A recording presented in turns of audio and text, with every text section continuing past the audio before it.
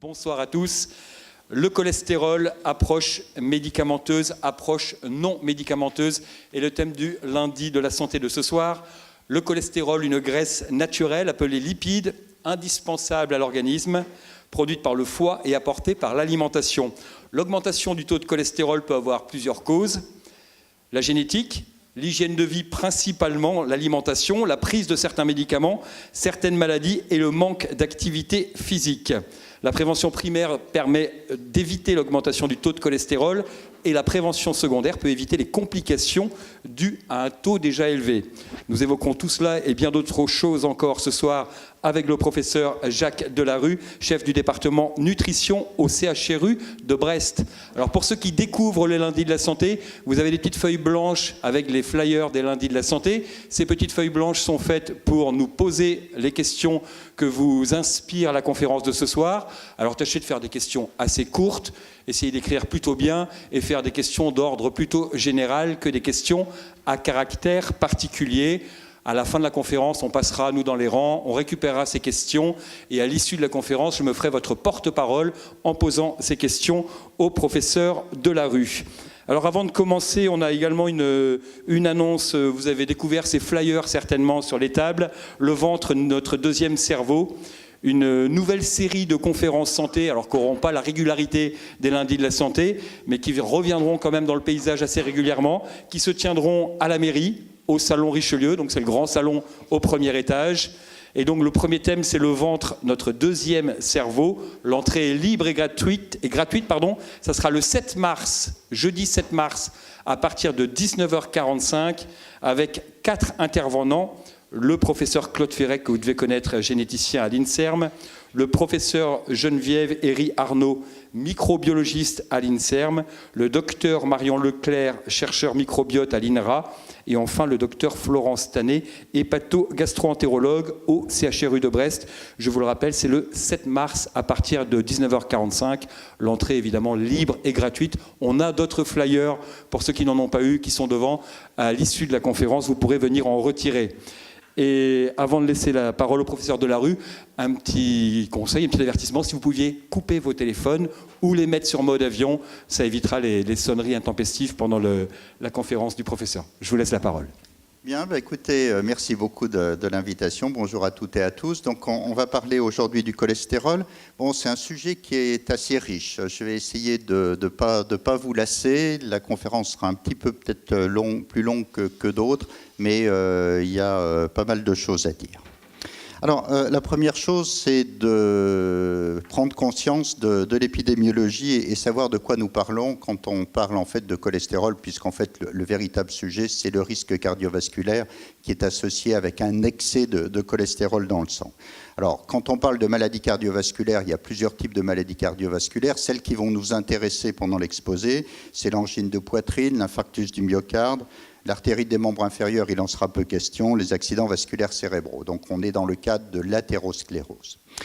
Alors en termes de morbidité, la morbidité c'est le fait d'être malade et de mortalité. Eh bien c'est la première cause de mortalité dans le monde, bien devant le cancer. C'est qu'à peu près 14 millions de décès cardiovasculaires dans le monde, incluant les accidents vasculaires cérébraux. Pour le cancer, c'est 9 millions dans le monde. En France, c'est la première cause avec le cancer qui vient juste derrière. Et en 2030, il est projeté qu'il y aura vraisemblablement 23 millions de personnes dans le monde qui décéderont d'une maladie cardiovasculaire. Et aussi paradoxal que ça puisse paraître, c'est pas tant dans les pays riches que le risque cardiovasculaire est le plus élevé, où les maladies cardiovasculaires sont les plus élevées, c'est en fait dans les pays à revenus moyens ou à faible revenu.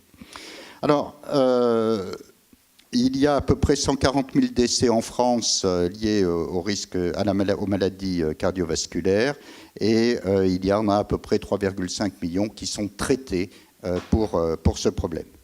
Et par ailleurs, il y a 11 millions de personnes qui sont à risque vasculaire ou qui sont diabétiques. Alors, il y a une étude assez récente qui date de 2015 qui a regardé un certain nombre de paramètres. Alors, je vais y revenir.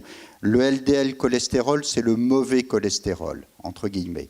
Le HDL cholestérol, c'est le bon cholestérol, celui qui nous protège de l'athérosclérose. Les triglycérides, lorsqu'ils sont élevés, ça augmente le risque cardiovasculaire. Eh bien, disons qu'il y a 25% de la population française qui a un LDL cholestérol supérieur à 1,6 g par litre. Bon, c'est un chiffre qui ne vous dit rien tout de suite, mais qu'on considère comme un peu élevé pour la moyenne. Il y en a 15% qui ont un HDL cholestérol bas. Alors bas, c'est inférieur à 0,40 g par litre chez l'homme ou 0,50 g par litre chez la femme. Le HDL protecteur, celui qui est supérieur ou égal à 0,60 g par litre, ça concerne 43,6% des Français.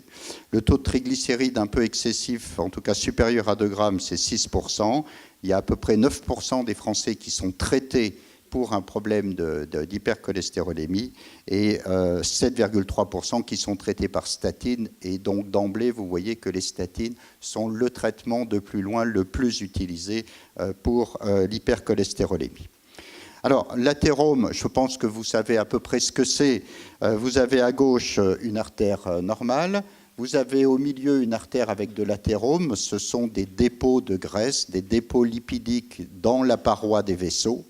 Et le problème, c'est lorsque ces dépôts augmentent et associés à d'autres facteurs et notamment à l'inflammation, eh bien, ça peut se thromboser. Et lorsque ça se thrombose, on a une occlusion de l'artère. Et si c'est une artère coronaire, eh bien, ça donne un infarctus du myocarde. Si c'est au niveau d'une jambe, ça donne une artérite avec une obstruction du vaisseau et un accident vasculaire cérébral si c'est sur les artères carotidiennes. Alors, il y a plusieurs facteurs de risque qui donc, sont à l'origine du développement de l'athérome. L'athérosclérose, c'est la maladie. L'athérome, ce sont les dépôts lipidiques dans les artères. Alors, il y a le diabète, qui est un facteur de risque important. Il y a l'hypertension artérielle. Il y a l'excès de cholestérol et ou de triglycérides. Il y a l'obésité. Il y a le tabac, bien entendu. Et puis, il y a d'autres facteurs qui sont un petit peu moins importants, mais qui comptent, surtout quand ils sont regroupés. Le surpoids sans qu'on atteigne le stade d'obésité, l'excès de consommation d'alcool, les antécédents familiaux de problèmes cardiovasculaires, l'âge, quand on avance en âge, on a plus de risques que quand on est très jeune, le stress. À lui seul, le stress favorise l'athérosclérose et d'ailleurs le risque d'infarctus du myocarde. Et puis la sédentarité, le fait d'avoir peu d'activité physique. Alors, les lipides qui circulent dans notre sang, il y en a deux types. Il y a le cholestérol et les triglycérides. Alors, mon exposé porte sur le cholestérol, mais on ne peut pas complètement mettre de côté les triglycérides. C'est une deuxième graisse qui circule dans le sang et qui, lorsqu'elle est en excès, va aussi aggraver le risque cardiovasculaire. Alors, le métabolisme du cholestérol, sans faire des choses trop compliquées, en fait, il y a deux particules. Il y a le LDL cholestérol. Le LDL cholestérol, c'est celui qui va, après que nous ayons ingéré des graisses, ça va arriver au niveau du foie, et puis ensuite, ça va partir vers les tissus périphériques pour apporter du cholestérol au tissu. Alors attention, on a besoin d'apporter du cholestérol au tissu. D'abord parce que ça sert pour les membranes, ça sert pour synthétiser un certain nombre d'hormones, notamment les hormones stéroïdes, ça sert à synthétiser la vitamine D. Donc le cholestérol, il ne faut pas dire il ne faut pas de cholestérol. Heureusement qu'on a du cholestérol. Le problème qui se pose, c'est quand on en a trop, et quand on en a trop et qui est véhiculé par ces particules qu'on appelle les LDL, particules de basse densité, eh bien on va déposer petit à petit des lipides au niveau de la paroi des vaisseaux. Et à l'inverse, le HDL cholestérol, lui, eh ben, il va permettre donc le retour du cholestérol en bas, il va permettre le retour du cholestérol vers le foie, et donc il va retirer l'excès de cholestérol des tissus où il y en a trop, le ramener vers le foie, et c'est en ça qu'il est protecteur, puisqu'il évite l'accumulation de cholestérol, en particulier dans les vaisseaux. Donc plus le HDL cholestérol est élevé, et plus on est protégé du risque cardiovasculaire. Donc le LDL apporte, pour résumer, du cholestérol au tissu et il va en apporter au vaisseau si c'est en excès. C'est le LDL cholestérol qu'on appelle couramment le mauvais cholestérol. Et le HDL cholestérol, lui, va retirer le cholestérol des tissus périphériques, et y compris des vaisseaux, pour le ramener au niveau du foie et donc nous protéger du risque cardiovasculaire. C'est pour ça qu'on l'appelle couramment le bon cholestérol. Mais à partir de maintenant, je ne parlerai que du LDL et du HDL, maintenant que nous savons à quoi ça correspond. Alors, les triglycérides, c'est un deuxième type de graisse qu'on a qui circule dans le sang. Les triglycérides, quand on consomme des graisses, on consomme des triglycérides. Donc, ils vont être absorbés, ils vont arriver au niveau du foie, et puis une partie vont être réexportés dans la circulation. Il y a des triglycérides qui circulent. C'est pareil, on a besoin d'un peu de triglycérides. En plus, c'est la forme de réserve des graisses que l'on a, qu'on va mettre dans le tissu adipeux, mais lorsqu'on a trop de triglycérides en circulation, eh bien, ils vont aussi se déposer au niveau des artères et participer à l'athérosclérose. Donc il faut un peu de cholestérol, mais pas trop, il faut un peu de triglycérides, mais pas trop. Comment est-ce qu'on s'est rendu compte que ce n'était pas si bon que ça, pour ne pas dire pas bon du tout, d'avoir trop de cholestérol circulant? En fait, c'est ce qu'on appelle des études épidémiologiques. Alors, on va en voir quelques-unes sans y passer trop de temps, mais c'est important quand même de voir comment, d'un point de vue scientifique, les choses se démontrent. Il y a 4 grandes études, on appelle des cohortes, c'est-à-dire ça a été fait sur des milliers et des milliers de personnes, où a été suivi leur taux de cholestérol dans le sang et la survenue au cours de plusieurs années, 5 ans, 10 ans, 20 ans, la survenue d'événements cardiovasculaires. Et il a été regardé s'il y avait un lien entre le taux de cholestérol dans le sang et le risque cardiovasculaire. Et ce qui a pu être démontré, et je vais vous donner quelques exemples, c'est qu'il y a un lien direct entre le taux du LDL cholestérol et le risque cardiovasculaire. Donc il y a le cholestérol global, mais le LDL est particulièrement nocif. Et puis, à l'inverse, le HDL cholestérol, lorsqu'il est élevé, protège du risque cardiovasculaire. Alors voilà, par exemple, une étude. C'est une étude qui a été faite, vous voyez, sur 360 000 personnes, donc grosse étude, avec un suivi pendant 6 ans.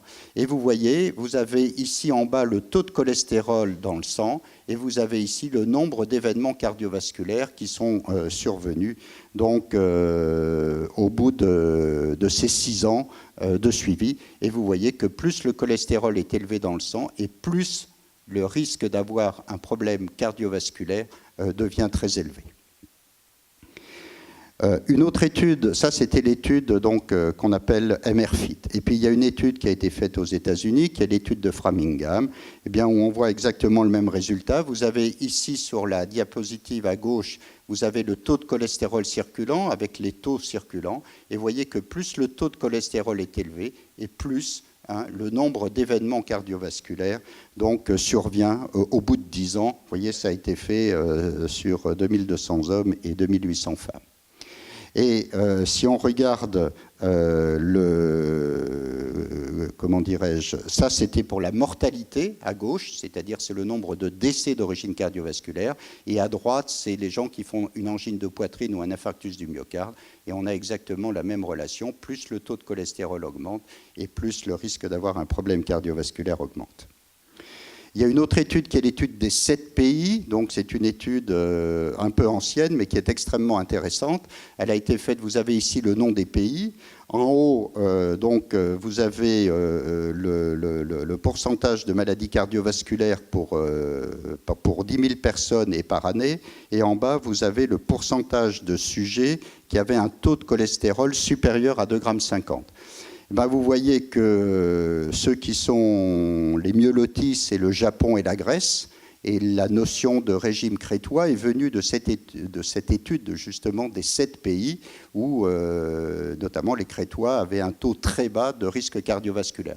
Mais vous voyez que ces deux courbes en haut et en bas sont strictement parallèles, c'est-à-dire que plus vous avez de gens qui ont un taux de cholestérol supérieur à 2,50 g et plus vous avez d'événements cardiovasculaires qui surviennent. Les plus mauvais de la classe, si je peux me permettre cette remarque, ce sont les Finlandais, et on va parler tout à l'heure un peu des Finlandais, et notamment c'était à l'est de la Finlande, dans une région qu'on appelle la Carélie du Nord. Alors, l'étude de Framingham, qui est une étude célèbre, elle a permis non seulement de mettre en évidence qu'il y avait un lien entre le taux de cholestérol et le risque cardiovasculaire, mais elle a permis aussi de démontrer que le LDL cholestérol était nocif. Vous avez en bas donc le taux de LDL cholestérol en fait, qui est divisé en quatre parties suivant le taux. Vous n'avez pas les chiffres ici, mais peu importe. Ça veut simplement dire que plus le LDL cholestérol est élevé, et plus il y a donc survenu de problèmes cardiovasculaires. Les chiffres, vous les avez ici à gauche, hein, avec les valeurs de LDL cholestérol. Et à droite, à l'inverse, vous voyez que vous avez le taux de cholestérol ici. Donc plus le taux de cholestérol est élevé, plus il y a d'événements cardiovasculaires. Mais vous voyez que plus le taux de LDL cholestérol de HDL cholestérol est élevé, excusez-moi, hein, et moins vous avez d'événements cardiovasculaires. Autrement dit, beaucoup de LDL cholestérol, ça augmente le risque cardiovasculaire. Beaucoup de HDL cholestérol, ça diminue le risque cardiovasculaire. La relation est inverse entre les deux. Alors, en plus, si on veut affiner un petit peu, eh bien, ça a un effet additif. C'est-à-dire que si on a à la fois trop de LDL cholestérol et pas assez de HDL, on augmente encore son risque. Vous avez en bas ici le taux de LDL cholestérol. Vous voyez, on part de 1 et on va jusqu'à 2,20 g qui est très élevé. Et ici, vous avez le taux de HDL cholestérol. Si on a un taux de HDL cholestérol très élevé, avec le LDL, on augmente son risque cardiovasculaire quand même. Bon. Mais si on a un taux de HDL cholestérol extrêmement bas, vous voyez où on se retrouve? On se retrouve ici. Autrement dit, si j'ai beaucoup de LDL cholestérol et si j'ai très peu de HDL cholestérol, j'ai un risque cardiovasculaire absolument maximal. Alors les triglycérides, je vous ai dit qu'il n'y avait pas que l'excès de cholestérol qui augmentait le risque cardiovasculaire, il y a aussi l'excès de triglycérides. Là, vous avez deux études, la fameuse étude de Framingham en haut et puis une autre étude qui s'appelle PROCAM. Et vous voyez que dans les deux cas, vous avez ici le taux de triglycérides et vous avez les événements cardiovasculaires. Vous voyez que plus le taux de triglycérides augmente et plus les événements cardiovasculaires augmentent. Et vous avez ici exactement la même chose. Plus le taux de triglycérides augmente, du moins jusqu'à un certain seuil, et plus le risque cardiovasculaire augmente. En revanche, quand on a des taux colossalement élevés de triglycérides, le risque cardiovasculaire est à la limite un petit peu moins important, mais ça tient aussi à la nature des triglycérides. Je n'ai pas le temps de rentrer dans le détail. Il faut retenir qu'un peu trop de triglycérides, c'est aussi un facteur qui accroît le risque cardiovasculaire. Donc si on résume, eh bien, un taux de cholestérol total élevé accroît le risque cardiovasculaire. Un taux de LDL cholestérol élevé accroît le risque cardiovasculaire. Un taux de HDL bas accroît le risque cardiovasculaire. En revanche, un taux de HDL élevé protège du risque cardiovasculaire. Et un taux de triglycérides élevé accroît le risque cardiovasculaire. Donc ça, c'est quelque chose qu'il faut avoir en tête pour la suite de l'exposé.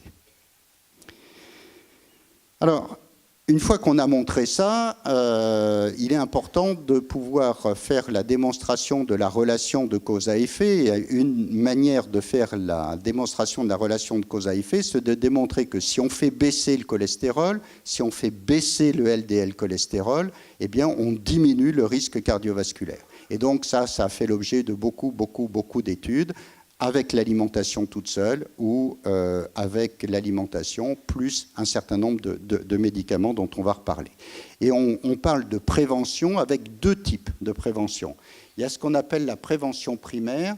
La prévention primaire, c'est on s'intéresse à des personnes qui ont un risque cardiovasculaire plus ou moins élevé ou très élevé, mais qui n'ont pas encore fait d'accident cardiovasculaire. Et on regarde si le fait de changer l'alimentation ou de donner certains médicaments va faire qu'il surviendra moins d'accidents une fois qu'on a donné le médicament ou qu'on a changé l'alimentation que si on ne le faisait pas. Et puis il y a la prévention secondaire, ce sont les gens qui ont déjà fait un accident cardiovasculaire et chez qui l'objectif c'est de voir si on peut éviter la récidive de cet accident ou en retarder la date de survenue. Alors, d'un point de vue purement diététique, en fait, il y a eu des études qui ont démontré que le changement de l'alimentation, et j'y insiste, à elle seule, était capable de diminuer le risque cardiovasculaire chez des gens qui avaient un risque cardiovasculaire plus ou moins élevé, et ce, sans médicaments. Et donc, vous avez ici l'étude finlandaise, je vais y revenir, mais qui a montré qu'on peut diminuer de 50% la mortalité cardiovasculaire en changeant la nature de l'alimentation, notamment en diminuant les graisses saturées et en augmentant les graisses polyinsaturées. Il y a l'étude Predimed, qui est une étude qui a été faite avec une alimentation méditerranéenne à laquelle on a rajouté de l'huile d'olive ou bien des noix, des noisettes, j'y reviendrai un peu plus tard, et donc qui a fait la preuve qu'elle diminuait de 30% le risque cardiovasculaire chez des gens qui avaient un risque élevé au départ. Et c'est des études qui ont été faites pour ces deux-là sur 5 ans, en sachant que l'étude finlandaise, on a maintenant 40 ans de recul, je vais vous montrer les résultats. Et puis il y a une autre étude qui est l'étude d'Oslo, qui est aussi une étude nordique, qui a montré qu'on pouvait diminuer de 24% le risque d'accident coronarien sur 5 ans en faisant manger moins de graisses saturées et plus de graisses polyinsaturées. Alors, je vais prendre l'exemple finlandais parce que pour moi, il est très caractéristique de ce que peut faire la prévention quand on y met les moyens et qu'on se retrouve avec une population qui est particulièrement, je dirais, qui adhère particulièrement à ça. En fait, la Finlande, et dans l'étude des 7 pays, je vous ai montré que c'était le pays où le risque cardiovasculaire était le plus élevé dans les années 70. C'est un pays où, après la guerre, il a été conseillé de consommer beaucoup de beurre, beaucoup de laitage, parce que ça apportait de l'énergie, des calories, et comme c'était des populations, en particulier dans la Carélie du Nord, qui avaient souffert des privations pendant la Seconde Guerre mondiale, eh bien, il y a eu un effet de balancier dans l'autre sens, où on leur a conseillé de manger des choses très riches en graisse pour justement éviter ces situations qu'ils avaient connues, et c'était considéré comme une alimentation saine à l'époque. Donc, il a été demandé c'était des gens qui avaient, en plus d'une consommation très riche en graisses saturées, qui étaient très tabagiques. 60% des hommes en Carélie du Nord fumaient à l'époque. Et en plus, l'hypertension artérielle était très fréquente parce que la consommation de sel était très élevée. Donc il y avait 3 facteurs qui pouvaient concourir clairement à ces maladies cardiovasculaires les plus élevées parmi les 7 pays. Et vous voyez ce qui a été possible de faire. En l'espace de 40 ans, ils ont été capables de faire diminuer de manière considérable le taux de cholestérol de la population.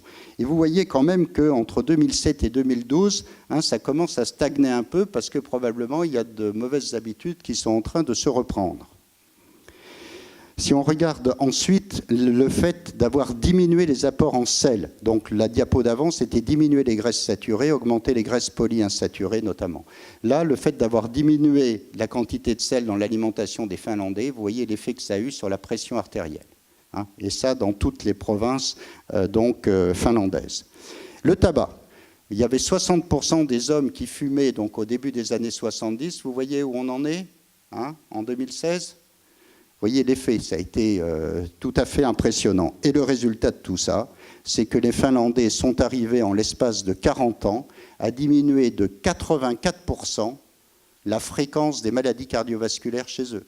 84%. Personne d'autre au monde n'a obtenu ces résultats-là. Personne d'autre au monde. En se battant contre 3 facteurs. 1, manger pas trop de graisse saturée, manger moins de sel et arrêter de fumer. Donc, c'est possible. Et si on regarde concernant spécifiquement le cholestérol qui nous intéresse aujourd'hui, quelle était la contribution de la baisse du cholestérol à ces 84% de moins de maladies cardiovasculaires, eh bien, on voit que le cholestérol est quand même intervenu pour beaucoup dans le phénomène. Il intervient pour à peu près 40% dans le résultat final. Donc, c'est une démonstration. Et il y en a d'autres que modifier un mode de vie, supprimer des facteurs de risque qu'on peut modifier, parce que ça, ce n'est pas la génétique. Fumer, manger trop de sel ou manger trop gras permet de diminuer très nettement le risque cardiovasculaire. Voilà. Donc, et l'effet est d'autant plus marqué qu'on part d'un risque élevé. Les Finlandais partaient d'un risque très élevé au départ, comme vous l'avez vu, et donc le résultat est encore plus, je dirais, frappant peut-être que dans d'autres populations dont le risque au départ est moins élevé. Je dis en passant, pour ne pas oublier de le dire plus tard, qu'il y a des zones en Europe où le risque cardiovasculaire aujourd'hui est considéré comme élevé, c'est plutôt au niveau de l'Est de l'Europe, mais que dans la région autour de la Méditerranée, et France inclus, on est considéré comme des populations plutôt à risque bas cardiovasculaire. Ça ne veut pas dire qu'il n'y a pas des gens qui sont à haut risque parmi ces populations, mais en moyenne, on fait partie des pays où le risque est considéré comme pas très élevé. Alors ça, c'était des interventions purement diététiques. Et puis, il y a eu des interventions médicamenteuses pour voir ce que ça pouvait donner. Alors, aujourd'hui, il y a 20, 24, 25 études qui ont été faites. On ne va pas les lister toutes. Ce serait, d'abord, vous allez vous ennuyer, et puis on n'aurait pas le temps. Je vais vous en montrer quelques-unes pour vous montrer un peu comment ça se passe dans ce type d'études. Donc, vous avez ici une étude qui s'appelle l'étude WOSCOP. C'est une étude qui a été faite à l'ouest de l'Écosse, sur 6000 hommes. Donc, ça a été fait. Là, il n'y avait que des hommes dans cette étude, 45 à 64 ans, donc des gens quand même d'un certain âge, qui n'avaient pas d'antécédent d'infarctus. Donc, voilà. Donc, c'est ce qu'on appelle une étude de prévention primaire. Voilà. Ils avaient un taux de cholestérol élevé, 2,72 g en moyenne. Ils avaient un LDL cholestérol élevé en moyenne, 1,90 g, c'est un taux élevé. 44% étaient fumeurs, 16% étaient hypertendus et 1% étaient diabétiques. Et donc, il a été donné à la moitié de la population étudiée de la pravastatine. Donc, quand on regarde cette étude, donc, il a été donné dans la moitié de la population un médicament qui s'appelle une statine et qui s'appelle la pravastatine à la dose de 40 mg par jour. Et les deux groupes, l'un a reçu un placebo, donc de la poudre de perlimpinpin, l'autre de la pravastatine. Et ils ont été suivis pendant 5 ans, ce qui est une durée minimale pour voir quelque chose en prévention primaire. Et quand on regarde donc le résultat, on voit que, en prévention primaire, on a diminué de 13% la mortalité totale, on a diminué de 21% la mortalité cardiovasculaire, on a diminué de 27% la mortalité coronarienne, angine de poitrine, enfin infarctus du myocarde, et par contre, ça n'a rien fait sur la mortalité qui n'était pas d'origine cardiovasculaire.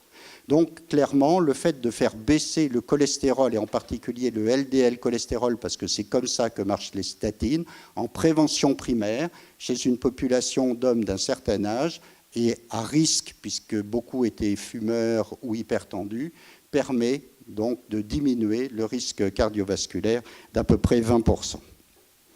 Il y a une deuxième étude qui a été faite chez les Japonais, qui s'appelle l'étude MEGA, qui a été faite cette fois-ci chez des hommes et chez des femmes ménopausées, avec un taux de cholestérol de 2,44 g, qui est un taux un peu élevé, un LDL cholestérol un peu élevé, mais moins que dans l'étude précédente, un HDL cholestérol qui était plutôt haut, cette fois-ci à 0,58 g.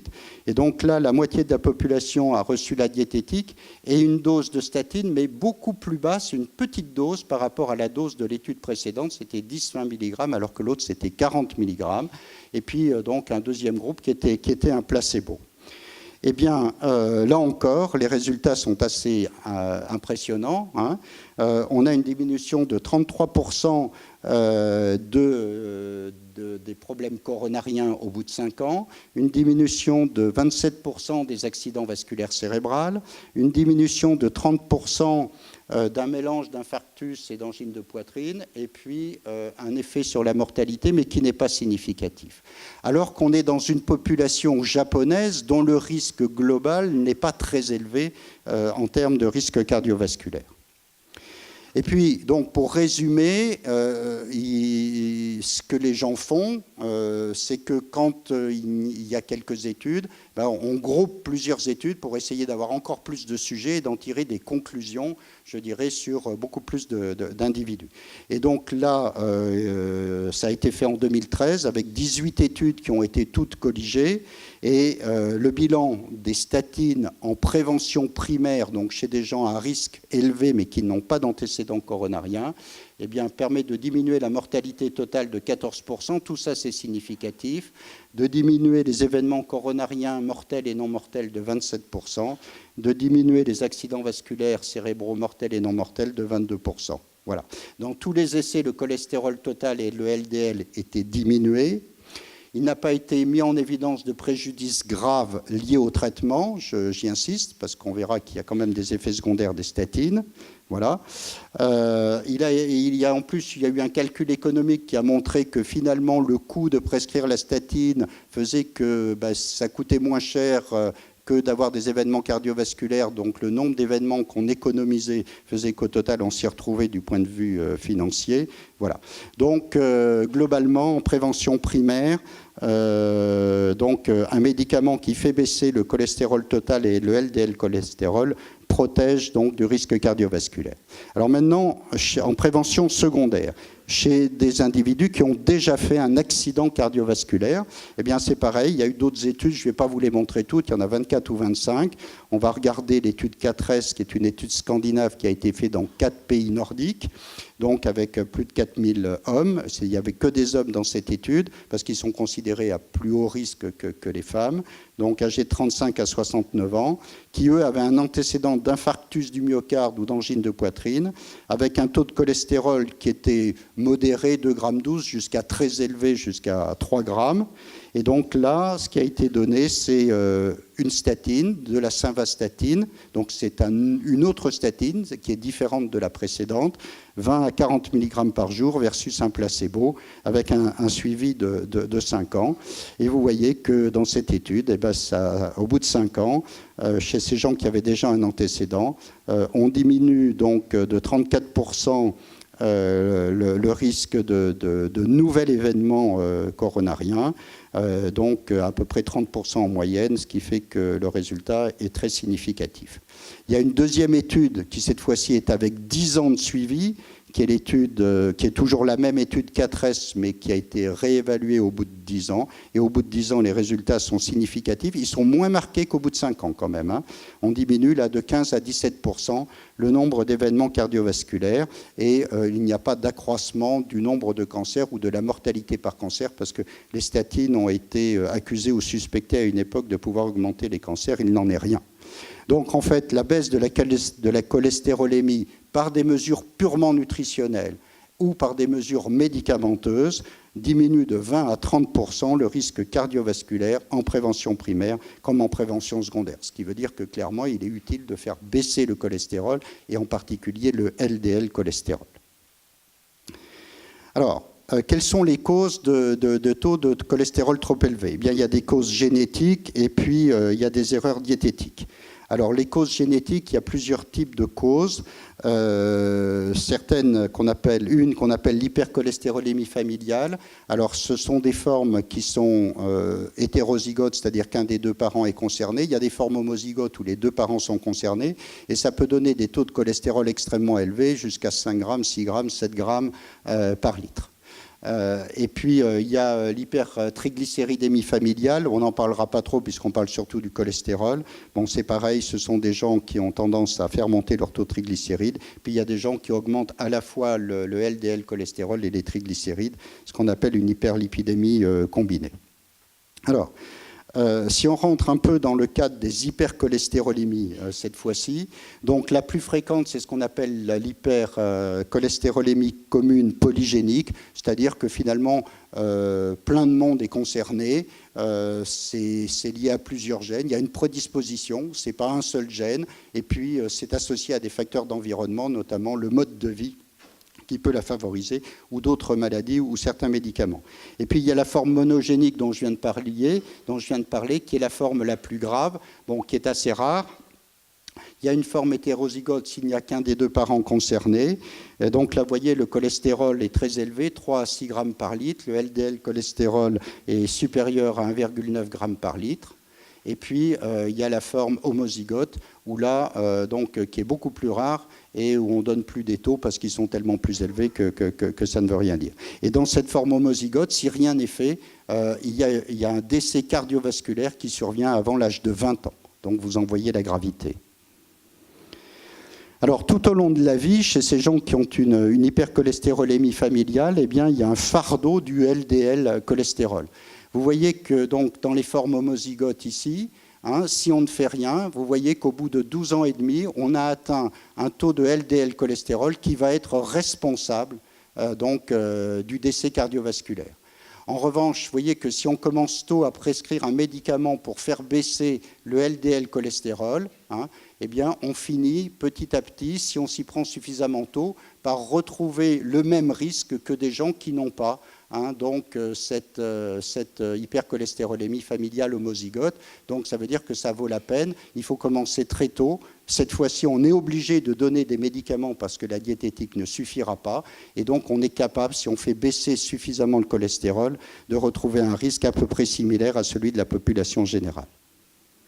Donc ça se manifeste, alors ça c'est des formes un petit peu historiques puisque maintenant on n'attend pas d'avoir ça en règle générale. Vous voyez, ça se traduit par des dépôts de cholestérol ici, ce qu'on appelle un arc cornéen, un dépôt au niveau des paupières qu'on appelle un xanthelasma. Vous voyez, il y a des dépôts qui peuvent se faire aussi au niveau des tendons, ça s'appelle des xanthomes tendineux. Et puis on peut voir aussi des dépôts sous-cutanés. Tout ça, c'est du cholestérol qui est tellement excessif qu'il vient se déposer à certains endroits de l'organisme. Et voilà le pronostic finalement, à 10 ans, suivant qu'on a traité par une statine ou qu'on n'a pas traité par une statine. Vous voyez, la différence est tout à fait considérable. La mortalité n'a rien à voir suivant qu'on a traité les gens précocement ou qu'on ne les a pas traités. Alors le fait de ne pas les traiter, c'est un peu historique parce que maintenant on les dépiste et donc ils sont traités précocement, sauf exception. Alors, ça, c'était les causes génétiques. Et puis, il y a des causes alimentaires. Donc, les causes alimentaires, c'est quoi ? C'est l'excès de graisse saturée qui va augmenter le mauvais cholestérol. C'est l'excès de produits sucrés qui, eux, vont augmenter le taux de triglycérides. Là, c'est pour ce qui concerne les triglycérides.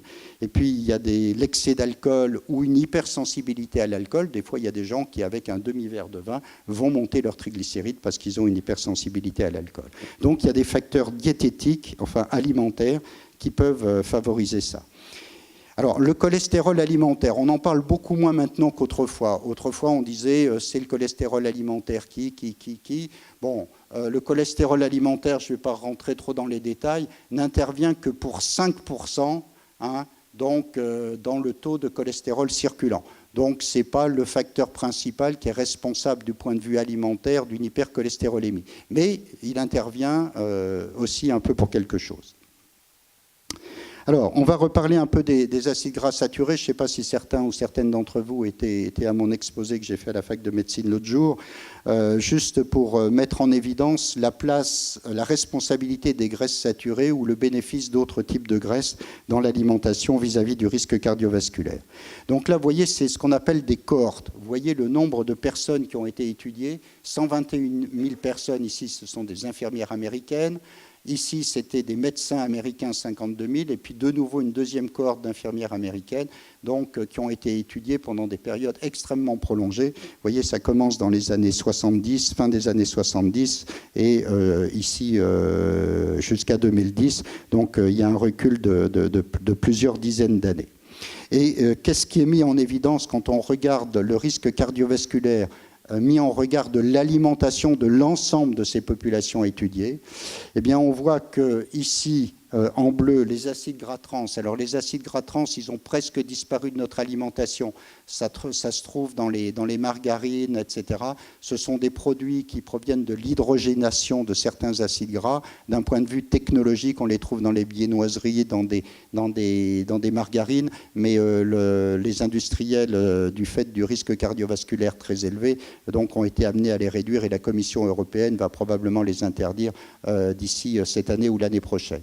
Vous voyez en rouge le lien qu'il y a avec les graisses saturées. Quand on consomme plus de graisses saturées, on augmente son risque cardiovasculaire. Quand on consomme des graisses monoinsaturées, alors les graisses saturées, c'est les charcuteries, les produits laitiers, le beurre, les fromages, etc. Les graisses monoinsaturées, c'est ce qu'on va trouver dans l'huile d'olive notamment et des olives, ça diminue le risque cardiovasculaire. Et les graisses polyinsaturées, celles qu'on a dans les huiles végétales, diminuent très nettement le risque cardiovasculaire. Donc vous voyez que tous les acides gras ne sont pas identiques, ce n'est pas les graisses en général, c'est certains acides gras particuliers qui augmentent le risque. Les acides gras trans, on en a parlé, et les acides gras saturés qui augmentent. Et il y a des acides gras qui, eux, sont protecteurs. Donc, il faut rééquilibrer son alimentation pour ça. Donc, il y a une étude qu'on appelle aussi une méta-analyse qui a regroupé beaucoup d'études. Et cette étude a montré, vous voyez, que les acides gras trans a confirmé qu'elles augmentaient le risque cardiovasculaire, que les acides gras oméga 3 d'origine marine, ceux qu'on trouve dans les poissons gras, diminue le risque cardiovasculaire. Et là, vous voyez, il n'a pas été mis en évidence le rôle des acides gras saturés, mais probablement parce que dans ces populations-là, en fait, ils avaient une consommation globale qui était plutôt modérée. Alors, par quoi il faut les remplacer, ces graisses saturées? Par quoi faut-il les remplacer pour diminuer le risque cardiovasculaire? Donc tout ce qui est à gauche, c'est ce qui diminue le risque cardiovasculaire quand on remplace des graisses saturées par ces types de graisses. Eh bien, le fait de donner donc des acides gras provenant de l'huile d'olive et des olives diminue le risque cardiovasculaire. Le fait de consommer des graisses d'origine végétale diminue le risque cardiovasculaire si on les consomme à la place de graisses saturées. Et puis, le fait de remplacer les graisses saturées par des glucides à condition qu'ils proviennent de céréales complètes. Si on les remplace par des sucreries, au contraire, on augmente encore le risque cardiovasculaire à cause des triglycérides qui augmentent. Donc, vous voyez, pas trop de graisses saturées, et si on les remplacer par des graisses monoinsaturées à base d'huile d'olive ou par des huiles végétales, et puis par des céréales complètes, j'y reviendrai tout à l'heure. Donc voilà, on peut résumer les choses. Si on les remplace par des acides gras trans, on va augmenter considérablement le risque cardiovasculaire. Si on remplace par des sucreries, on augmente le risque cardiovasculaire. Si on remplace par des céréales complètes, on diminue le risque cardiovasculaire. Et si on remplace par des huiles végétales, on diminue le risque cardiovasculaire. Alors, l'alimentation méditerranéenne, vous en avez entendu parler, il y a une étude qui est une étude remarquable, qui est devenue très célèbre, qui a été republiée en fait en 2018 et qui a consisté à étudier des personnes qui avaient un risque cardiovasculaire élevé. Donc, c'est une étude de prévention primaire sans médicaments, uniquement donc avec l'alimentation. Il y avait 3 groupes. Un groupe à qui on a donné une alimentation pas trop riche en graisse et pas trop riche en graisse saturée, et puis 2 autres groupes à qui on a donné une alimentation de type méditerranéenne. Alors des fruits frais, au moins 3 portions par jour, au moins 2 portions de légumes par jour, des poissons, en particulier des poissons gras et des fruits de mer, au moins 3 fois par semaine, des légumineuses, au moins 3 fois par semaine. Le sofrito, c'est une forme de sauce tomate, au moins 2 portions par semaine, de la viande blanche à la place de la viande rouge, un peu de vin au repas pour ceux qui buvaient, jusqu'à 7 verres de vin par semaine. Et puis il y a un groupe à qui on a demandé de prendre tous les jours l'équivalent de 4 cuillerées à soupe d'huile d'olive, ou pour la famille, 1 litre d'huile d'olive par ménage par semaine. Ça commence à faire une bonne dose d'huile d'olive. Et puis, un 3e groupe à qui on a demandé de prendre non pas de l'huile d'olive, mais de prendre des fruits à coque, des noix, des noisettes, des amandes, jusqu'à l'équivalent de 30 grammes tous les jours. Bien, et bien quand on fait ça, vous voyez que dans le groupe qui a reçu l'huile d'olive, ici, ou le groupe qui a reçu les noisettes, eh bien, le risque à 5 ans d'avoir un pépin cardiovasculaire a diminué de 30%. C'est une preuve absolue qu'une alimentation de type alimentation méditerranéenne, chez des gens à risque, est capable de diminuer très significativement le risque cardiovasculaire à 5 ans. Et là, sans médicaments. Alors, il y a d'autres études qui sont intéressées à des éléments particuliers de l'alimentation. Le fait de consommer tous les jours des fruits frais diminue le risque cardiovasculaire, la maladie coronarienne de 24% et le risque d'accident vasculaire cérébral de 32%. C'est pas rien quand même. En plus, ça apporte de la vitamine C.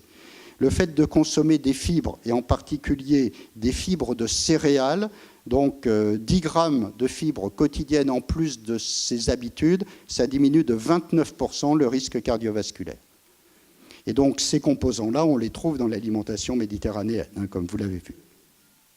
Donc en résumé, l'abandon des mauvaises habitudes alimentaires permet à lui seul de faire baisser significativement le taux de cholestérol et de triglycérides ou d'éviter qu'il n'augmente.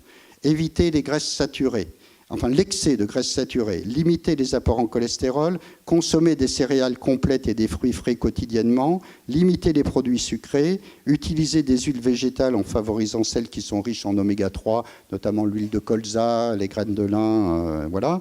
Consommer 2 à 3 portions par semaine de poissons gras et ou d'aliments riches en oméga 3, parce qu'il n'y a pas que les poissons gras, il y a aussi des aliments qui sont enrichis chez ceux qui n'aiment pas le poisson ou qui ont une allergie à la protéine de poisson, et puis adopter de manière générale une alimentation de type méditerranéenne. Donc je vous rappelle que l'Empire romain a réussi donc à exister tout autour de la Méditerranée, Mare Nostrum, et donc soyons gentils, évitons d'être des Gaulois réfractaires, toute allusion à des événements récents serait purement fortuit. Alors, maintenant, les traitements médicamenteux. Alors, on en a déjà un petit peu parlé. Qu'est-ce qu'on a comme médicaments à notre disposition pour traiter l'hypercholestérolémie? Alors, on a les statines, on en a déjà parlé. J'essaye de retrouver ma flèche. On a, donc les statines, ça diminue la synthèse du cholestérol. On a un deuxième médicament qui s'appelle l'ézetimibe. L'ézetimibe, ça diminue l'absorption intestinale du cholestérol.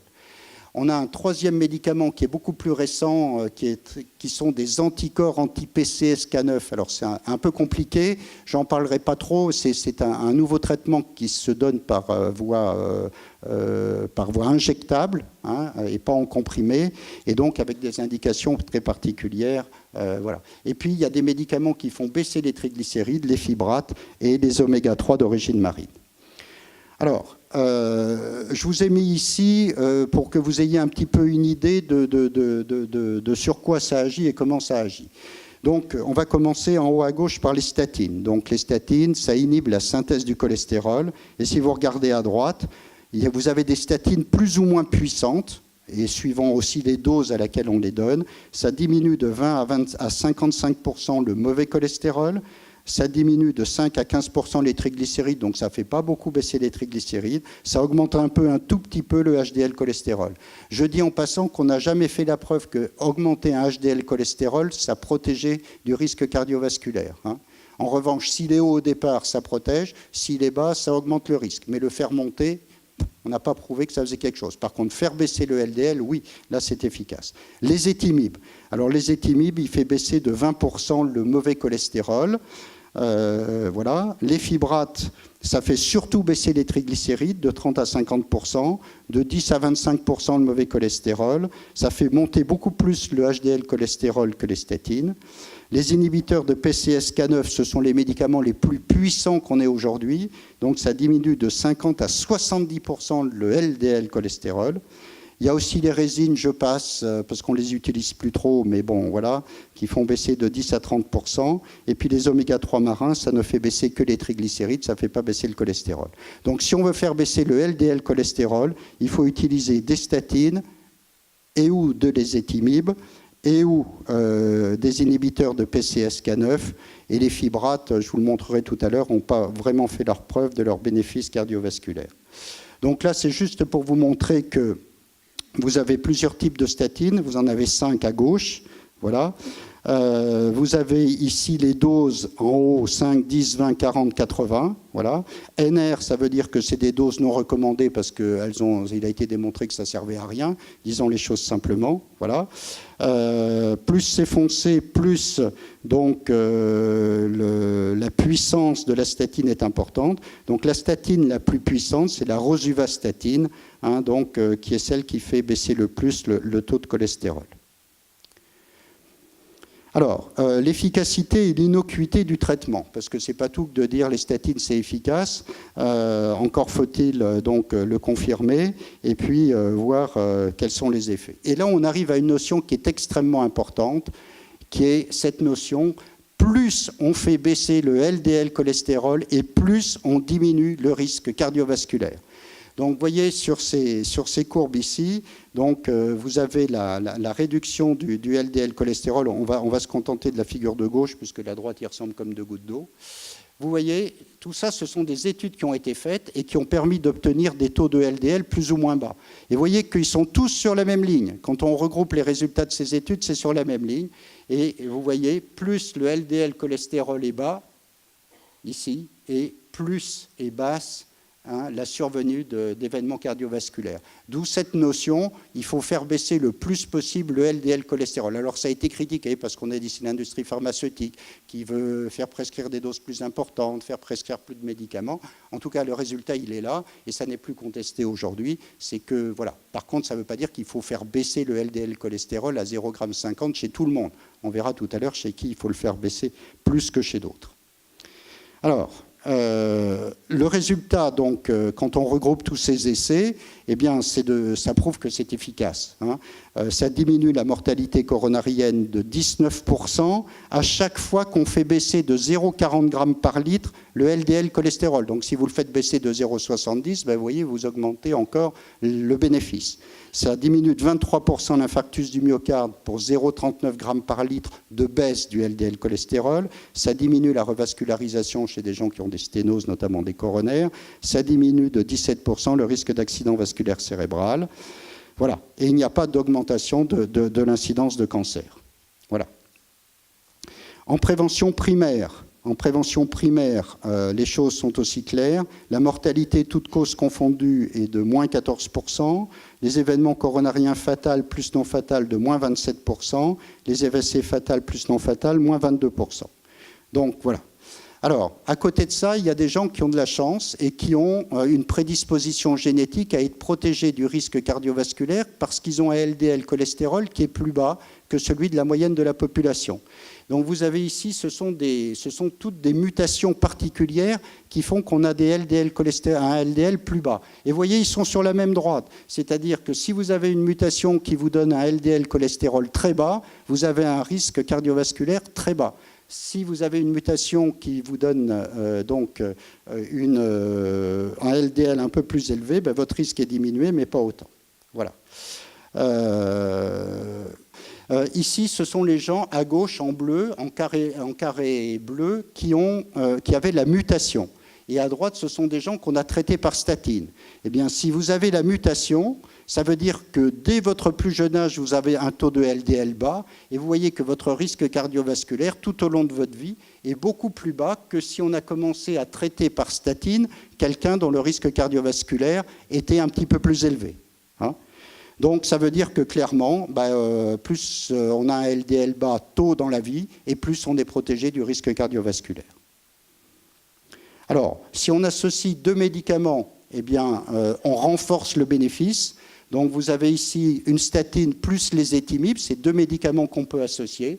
Eh bien, on diminue, c'est-à-dire qu'on maximalise l'effet, donc en utilisant deux médicaments au lieu d'un. Toujours pareil, parce qu'on fait baisser un peu plus le LDL cholestérol. Alors, chez les personnes âgées, eh bien, il a été démontré ici, chez des sujets de 70 à 82 ans, qu'on peut diminuer le risque cardiovasculaire. Donc, dans des populations particulières, et à condition d'avoir un LDL élevé ou un HDL très bas, ça peut être utile de faire baisser encore le LDL cholestérol, même chez des gens très âgés, parce qu'on va diminuer le risque de survenue d'un accident vasculaire. Et en fait, les populations très âgées qui peuvent en bénéficier, c'est ceux dont le LDL reste supérieur à 1,60 g ou qui ont un HDL bas inférieur à 0,43. Donc ça veut dire qu'il ne faut pas baisser les bras, même chez les gens âgés. Alors chez les diabétiques, il a été démontré qu'en prévention secondaire, les statines diminuaient le risque cardiovasculaire. Le diabète est un facteur de risque cardiovasculaire très important. Le fait de donner une statine chez les diabétiques qui ont un LDL trop élevé, ça diminue leur risque cardiovasculaire. Voilà ici une étude, qui est l'étude HPS. Vous voyez qu'en donnant une statine, sur un suivi de 6 ans, on diminue significativement le risque d'événements cardiovasculaires majeurs, type infarctus du myocarde. On a une deuxième étude qui montre exactement la même chose, avec une autre statine, où on diminue significativement, ici à 4 années 75, le risque cardiovasculaire. Donc le diabète est un facteur de risque, mais on peut améliorer ce risque en faisant baisser le LDL cholestérol.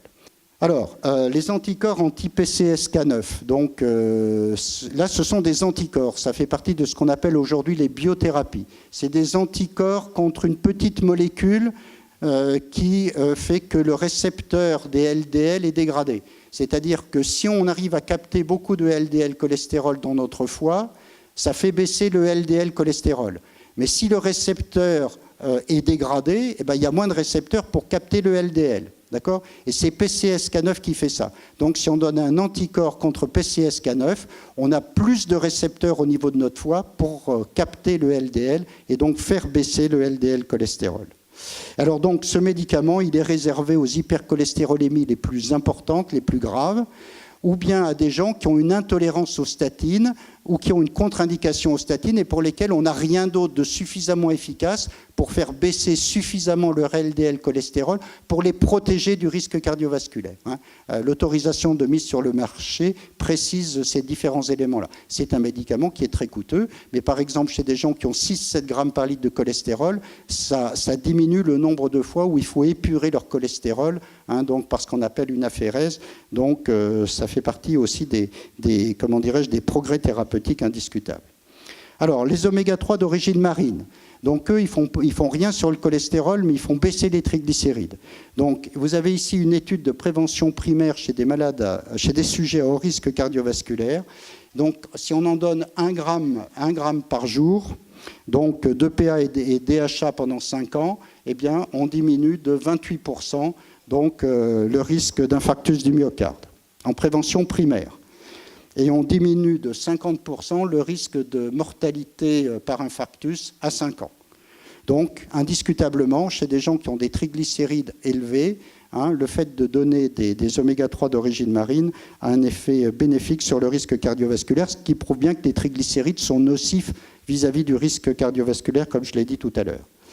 Et en prévention secondaire, je vous ai déjà montré donc, que les oméga-3 d'origine marine diminuaient le risque cardiovasculaire. Et vous avez ici donc ces différents acides gras oméga-3 qu'on trouve dans les poissons gras en particulier, ou dans des aliments enrichis en oméga-3. Et globalement, quand on fait la synthèse de toutes les études, ça diminue la mortalité cardiovasculaire de 32%, la mort subite de 33% et l'infarctus de 25% chez des gens qui sont à haut risque cardiovasculaire avec des triglycérides élevés.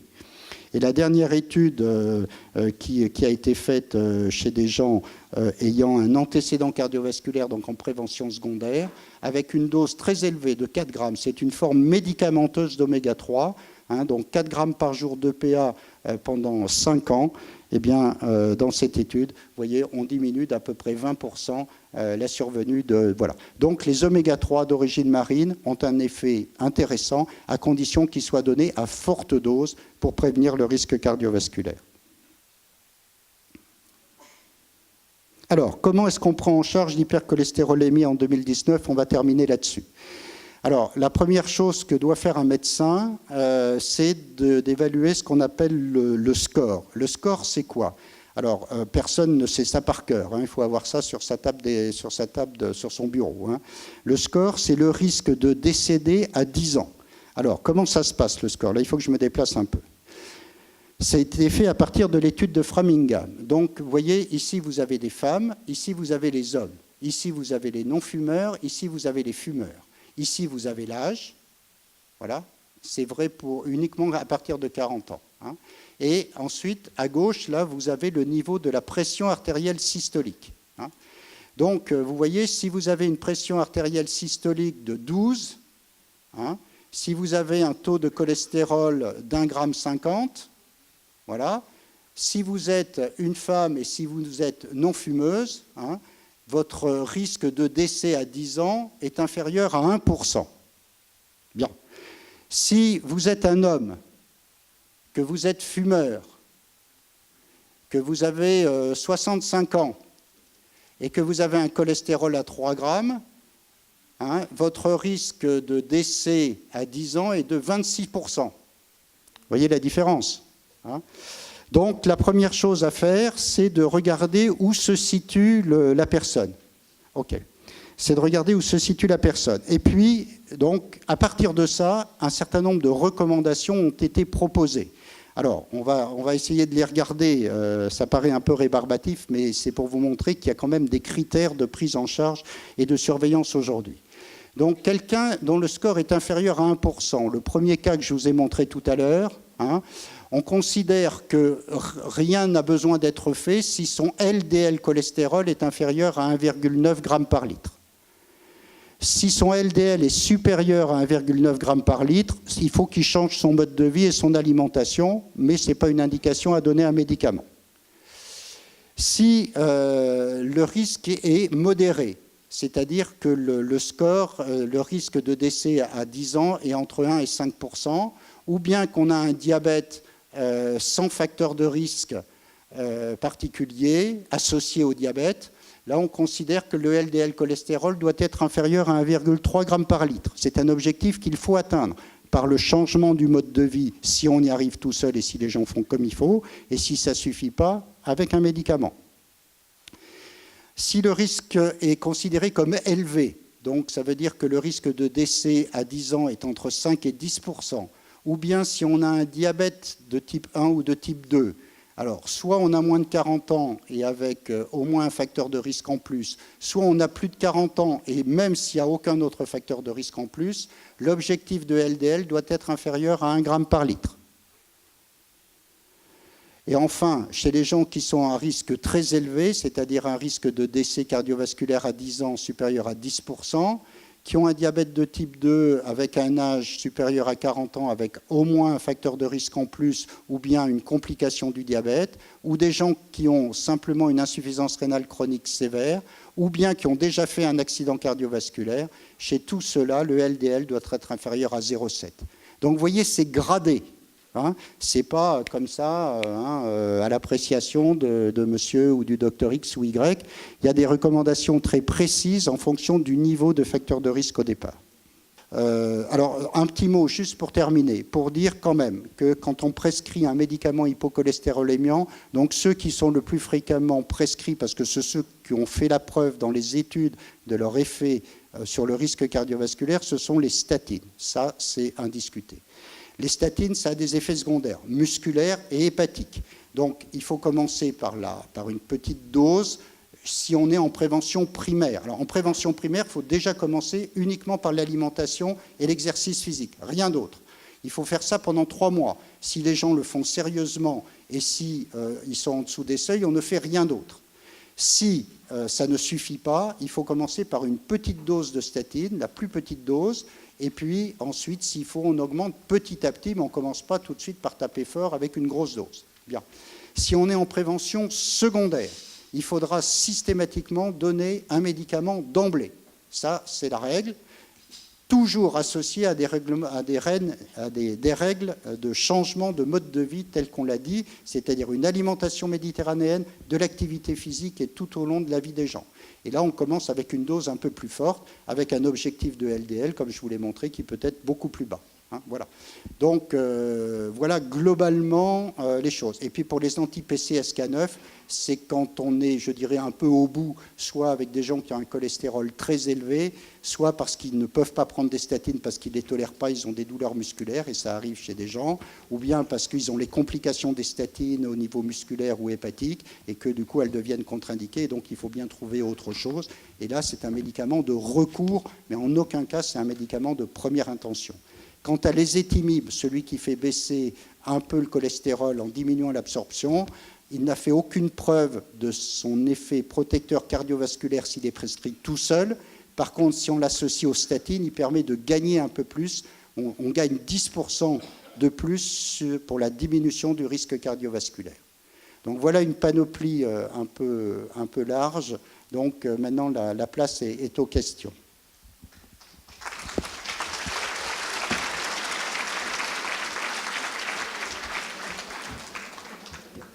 Alors, je vais commencer ces questions avec les statines, vu que vous en parliez à l'instant. Les statines ayant des effets secondaires sur les parties musculaires, peut-on faire des pauses traitement revenant à faire des cures de traitement et donc des pauses? Ah, c'est une bonne question. À ma connaissance, ça n'a pas été testé dans la littérature scientifique médicale. Et donc, ma réponse, c'est que c'est probablement pas satisfaisant en soi.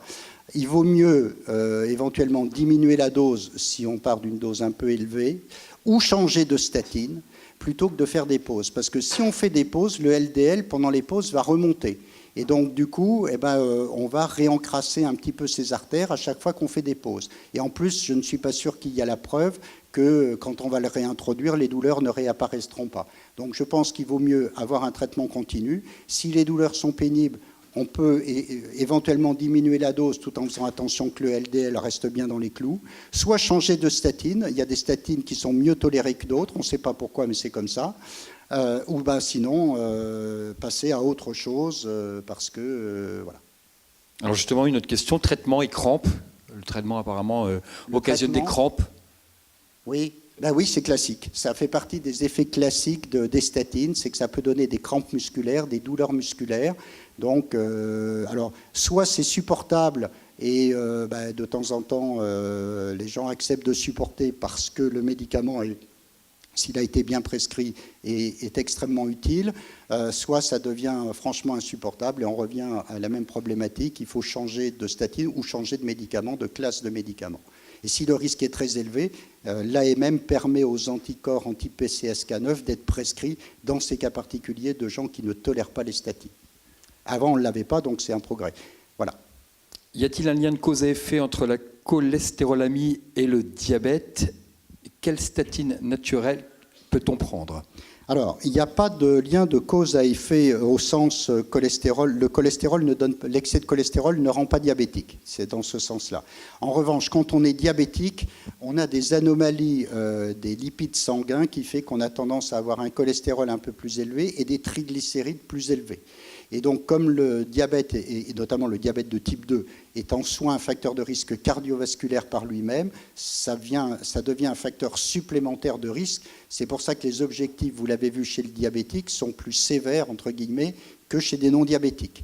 Et donc, le traitement de première intention pour l'objectif de LDL cholestérol qui est fixé, c'est les statines qui ont fait leur preuve de leurs bénéfices. Les fibrates qui peuvent faire baisser les triglycérides n'ont pas fait vraiment leur preuve claire d'un bénéfice suffisant cardiovasculaire chez les diabétiques. Donc en première intention, ce qui est recommandé, ça reste les statines.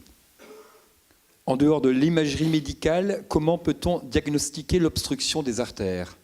En dehors, bien sûr, de la douleur ou de la symptomatologie de l'angine de poitrine, par l'électrocardiogramme, déjà, le simple électrocardiogramme au repos, s'il y a des anomalies évocatrices, peut évoquer un problème coronarien.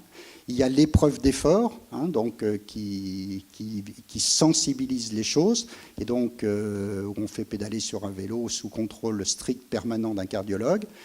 Donc c'est la deuxième manière de sensibiliser, parce que ça demande un travail cardiaque, et donc les coronaires ont besoin le flux sanguin, et du coup on n'arrive plus suffisamment. Et donc là on démasque à l'électrocardiogramme l'anomalie, et sinon l'étape suivante c'est l'imagerie médicale, effectivement.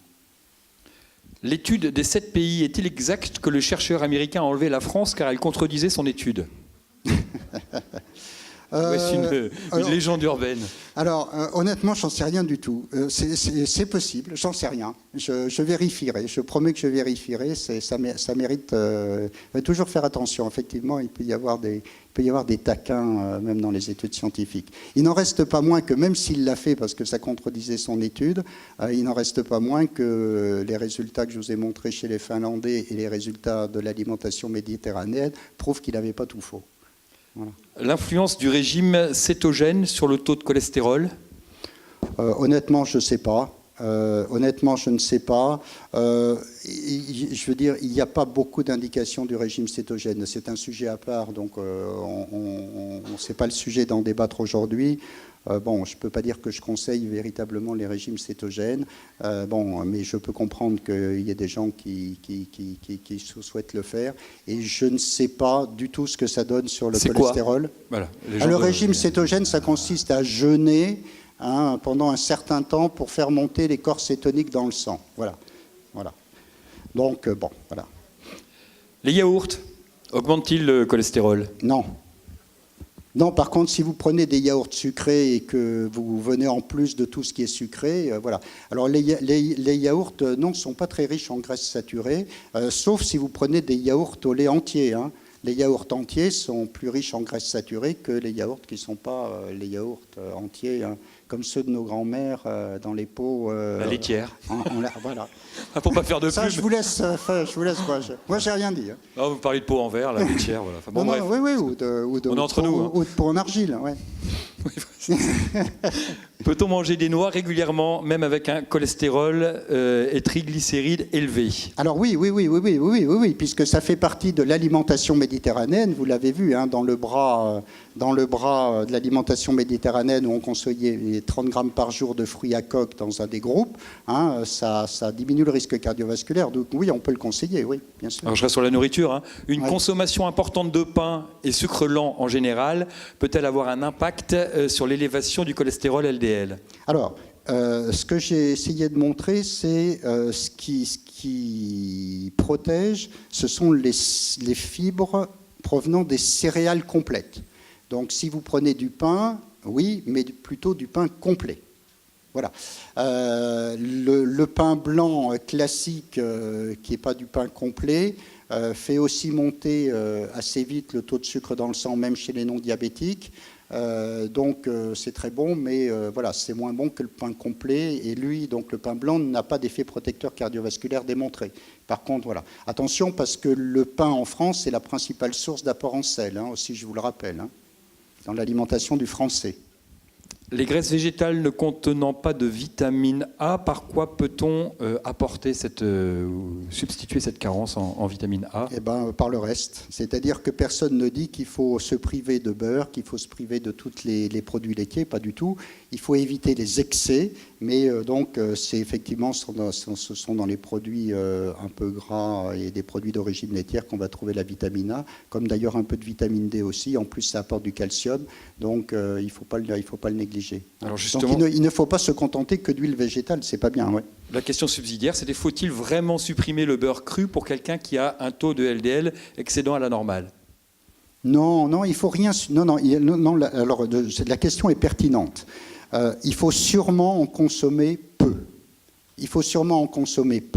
Mais 0 de 0, personne ne dit qu'il faut en consommer 0. Mais il faut en consommer peu, voilà. En tout cas, moins que l'habitude moyenne des Bretons que nous sommes. Voilà. Que pensez-vous de l'apport en curcuma plus poivre pour diminuer le taux de cholestérol? Je sens que ça va vous plaire. Aucune preuve scientifique que ça fait quoi que ce soit. Mais bon, après... La question est posée. Voilà. Ouais. Les problèmes de thyroïde augmentent-ils un taux de LDL élevé? Oui, l'hypothyroïdie, ça fait partie des maladies qui peuvent augmenter le taux de cholestérol. Et donc l'hypothyroïdie augmente le LDL cholestérol. Et une hypothyroïdie qui n'est pas suffisamment traitée peut, à terme, par cet intermédiaire, augmenter le risque cardiovasculaire. Donc il faut soigner sa thyroïde. Ouais. Taux recommandé après un accident cardiovasculaire? 0,70, moins de 0,70 de LDL cholestérol. La cible, c'est le LDL. On ne parle plus d'autre chose maintenant. Donc il faut avoir moins de 0,70 de LDL cholestérol. Et impact de l'activité physique justement sur le taux de LDL? Il le fait monter. L'activité physique fait partie des choses qui fait monter le HDL ou le LDL? Le LDL et le HDL. Alors, ensuite. L'activité physique régulière fait baisser le LDL cholestérol et fait monter le HDL cholestérol. C'est un des éléments supplémentaires pour que l'activité physique fasse partie du mode de vie des gens qui sont à risque cardiovasculaire et de tout le monde d'ailleurs.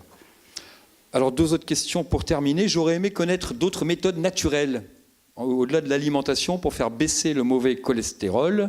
Et l'autre question, c'était sur une forme de bibliographie. Quel serait le guide ou livre idéal pour accompagner un néophyte qui cherche à mieux consommer sans avoir de connaissances? Bon, pour la deuxième question, comme ça, je ne sais pas. Mais bon, je réfléchirai, je vous dirai. Mais vous avez des sites qui sont très bien faits, hein. Le site de la Fédération française de cardiologie, par exemple, est très bien fait. Le site de la nouvelle Société française d'athérosclérose donne des éléments. Sur ces deux sites-là, vous faites Fédération française de cardiologie, vous faites Nouvelle Société française d'athérosclérose, NSFA, et vous allez trouver des informations qui sont très pertinentes. Des ouvrages, il y en a sûrement plusieurs. Puis sinon, il y a ceux qui sont destinés aux étudiants en médecine et qui sont en général bien faits sur ce sujet. Alors, les méthodes naturelles, non, les méthodes naturelles, c'est l'activité physique, ne pas prendre de poids, perdre du poids si on a un excès de poids et rééquilibrer son alimentation au profit d'une alimentation de type méditerranéenne. Je crois que c'est vraiment les éléments importants et vous avez vu que ça donne des résultats extrêmement nets. Hein. Merci d'applaudir le professeur Jacques Delarue pour cette conférence ce lundi de la santé consacrée au cholestérol. Alors je vous rappelle, je vous l'ai dit en début de lundi de la santé, notre prochain rendez-vous le jeudi 7 mars pour cette conférence, le ventre, notre deuxième cerveau. Il nous reste des flyers hein, ici si vous en avez besoin. Ça sera 19h45 le 7 mars au Salon Richelieu de la mairie. Et pour les lundis de la santé, ça sera le 18 mars, les conduites suicidaires et leur prévention, avec le professeur Michel Walter, chef du pôle psychiatrie au CHRU de Brest, et la présentation du dispositif Vigilance par l'équipe Vigilance du CHRU de Brest. Attention à la date, ça sera le 18 mars prochain, ce nouveau lundi de la santé. Et je vous le rappelle, on a une chaîne YouTube hein, sur le moteur de recherche de YouTube. Vous tapez lundi de la santé et vous verrez les anciennes conférences. Celle-ci sera également mise en ligne dans une semaine, 10 jours. Merci à vous, bonne soirée.